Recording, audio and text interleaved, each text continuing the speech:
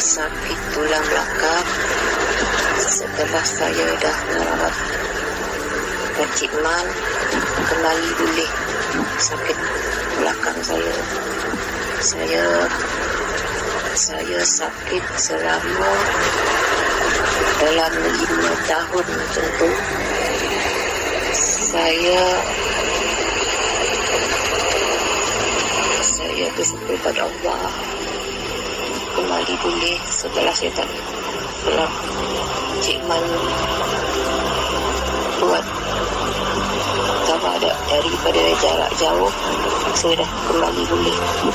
Alhamdulillah, ya Allah, dengan izin Allah, Cik Man telah merawat saya kembali pulih. Tulang belakang saya, badan saya terasa ringan sekarang. Dalam pukul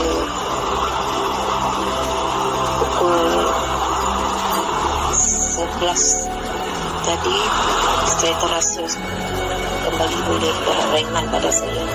Alhamdulillah. Terima kasih Cik Man.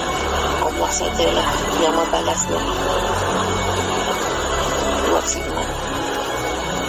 Saya tak dapat nak cakap. Cik Man, saya ucapkan terima kasih kepada Cik Man. Allah, terima kasih Cik Man. InsyaAllah karena saya kepada kita dapat sedikit, dan saya baca Yasin juga untuk Cik Man, kepada Cik Man. InsyaAllah. Assalamualaikum Cik Man.